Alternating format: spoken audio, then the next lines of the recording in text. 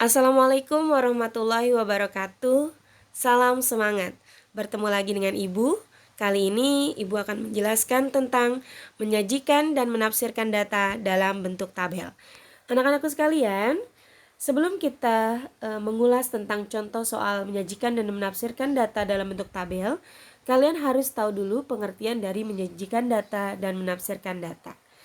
Menyajikan data adalah kegiatan dalam pembuatan laporan hasil yang telah dilakukan oleh seseorang agar data yang telah dikumpulkan dapat dipahami dan dianalisis sesuai dengan tujuan yang diinginkan, baik itu dalam bentuk tabel, diagram batang, maupun dalam bentuk diagram lingkaran. Selanjutnya adalah menafsirkan data. Menafsirkan data adalah menjelaskan informasi data yang ada dengan jelas dan benar, baik data yang disajikan dalam bentuk tabel, diagram batang, dan diagram lingkaran.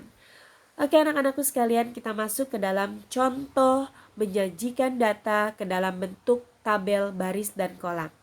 Ini data yang disajikan adalah dalam kategori data dan nilai data. Kita masuk ke dalam contoh soal ya anak-anak. Coba perhatikan soal berikut. Banu membeli alat tulis di toko buku untuk persiapan belajar di sekolah. Alat tulis yang dibeli Banu yaitu buku gambar seharga 2.600, buku tulis seharga 3.100, ballpoint seharga 1.400, pensil seharga 1.300, penggaris seharga 1.600, dan penghapus seharga 1.000. Buatlah tabel yang sesuai dengan data tersebut. Oke, langkah-langkah yang kalian harus lakukan adalah yang pertama kalian membuat kolam, ya, kolam baris dan kolam. Kemudian ada dua di situ, ada kategori data dan nilai data. Kategori data yang dimaksud itu adalah alat tulis. Apa saja sih alat tulis yang dibeli Banu? Coba kita perhatikan di situ, alat tulis yang dibeli Banu itu ada 6 kategori ya, yaitu buku gambar, buku tulis, ballpoint, pensil, penggaris, dan penghapus. Lalu kamu tulis atasnya alat tulis. Dan nilai datanya, poin yang paling atas kamu tulis harga per buah dalam bentuk rupiah. Langkah selanjutnya, setelah kamu tulis poin atasnya alat tulis dan harga per buah dalam bentuk rupiah, kamu masukkan kategori data. Kategori data yang di sini adalah alat tulis yang dibeli Banu di toko buku, yaitu 1. Buku gambar, 2. Buku tulis, 3. Ballpoint, 4. Pensil, 5. Penggaris, dan 6. Penghapus. Lalu selanjutnya kamu tulis harga alat tulis tersebut. Buku gambar kamu tulis 2.600, buku tulis 3.100, ballpoint kamu tulis 1.400, pensil kamu tulis 1.300, penggaris kamu tulis 1.600. Selanjutnya kamu tulis penghapus seharga 1.000. Nah, ini adalah contoh soal dalam menyajikan data ke dalam bentuk tabel, baris, dan kolam. Nah, contoh yang kedua adalah contoh menyajikan data ke dalam bentuk tabel distribusi frekuensi. Nah, di sini ada kategorinya nilai data dan frekuensi. Seperti apa sih nak soal menyajikan data ke dalam bentuk tabel distribusi frekuensi? Coba kalian perhatikan. Simak soal berikut dengan baik-baik. Hasil ulangan siswa kelas 6 adalah sebagai berikut. Perhatikan. Ada 40, 40, 50, 40, 50, kemudian sampai baris ke bawah yaitu 60, 60, dan 60. Kalau kalian hitung, jumlah keseluruhannya itu adalah 40 siswa. Benar? Coba kamu hitung nanti ya. Ini adalah 40 siswa. 1, 2, 3, 4, 5, 6, 7, 8, 9, 10. Bawahnya 1, 2, 3, 4. 10 kali 4, 40. Berarti jumlah siswa tersebut di kelas 6 adalah sebanyak 40 siswa. Lalu perintahnya adalah buatlah tabel distribusi frekuensi atau buatlah data tersebut dalam tabel distribusi frekuensi. Langkah-langkah yang kalian lakukan adalah sama seperti tadi, kalian buat tabel ya. Kalian buat tabel yaitu lihat ada 2 kolom di sini ya. Ada 2 kolom, nilai ulangan dan banyak siswa. Nah, kalau nilai ulangan itu termasuk ke dalam nilai datanya ya. Kemudian banyak siswanya itu frekuensinya. Ada berapa sih banyaknya itu frekuensi. Oke, kita hitung.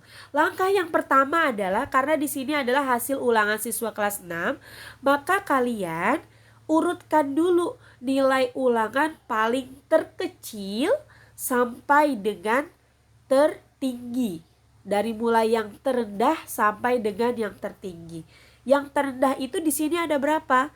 Yang terendah itu adalah nilai ulangan berapa? 30 ya. Kemudian nilai ulangan tertinggi adalah 90. Lalu kamu masukkan nilai datanya. 30 ada, kamu tulis di nilai ulangan. Kemudian 40 ada nilai ulangan, 50 ada, 60 ada, 70 ada, 80 ada, 90 ada. Selanjutnya adalah langkah selanjutnya yang kalian harus tuliskan. Nilai ulangan 30 ada berapa siswa? Kalian hitung. Oh ya, kamu hitung di sini. Nilai 30 ada 2 siswa. Karena di sini ibu tidak mencoret-coret, nanti kalian bisa mencoret-coret di kertas ya. Kalau sudah kalian hitung, kalian boleh coret. Nah, 30 nilai ulangan 30 ini banyak siswanya adalah 2. Kamu masukkan lagi nilai ulangan 40 ada 4 siswa. Nilai ulangan 50 ada 5 siswa. Nilai ulangan 60 ada 12 siswa. Kalau kalian nanti hitung dan kalian coret-coret. Kemudian nilai ulangan 70 ada 8 siswa. Nilai ulangan 80 ada 6 siswa. Kemudian yang tertinggi adalah nilai ulangan 90 ada 3 siswa. Oke anak-anakku sekalian, ini adalah contoh menjanjikan data ke dalam bentuk tabel distribusi frekuensi, kategori nilai data, dan frekuensi. Selanjutnya adalah contoh menafsirkan data. Data yang mana? Data yang tadi ya. Contoh menafsirkan data ke dalam bentuk tabel, baris, dan kolam. Kita ambil tabel yang pertama yaitu Banu yang membeli alat tulis di toko buku ya. Alat tulis, kemudian harga per buah, tabel yang tadi. Cara menafsirkan datanya seperti apa anak-anak? Menafsirkan data tadi itu kan menjelaskan data atau informasi yang ada ya. Kalau hari ini kita belajar tentang dalam bentuk tabel, maka data yang disajikan itu kita menjelaskan informasi yang ada dari tabel tersebut. Oke, diperoleh gini. Kalau kita menafsirkan data, berarti dari tabel berikut diperoleh bahwa buku gambar seharga 2.600, buku tulis seharga 3.100, ballpoint seharga 1.400, pensil seharga 1.300, penggaris seharga 1.600, dan penghapus seharga 1.000. Kemudian menafsirkan data yang kedua, tadi kita ambil ya tabel nilai hasil nilai ulangan siswa kelas 6.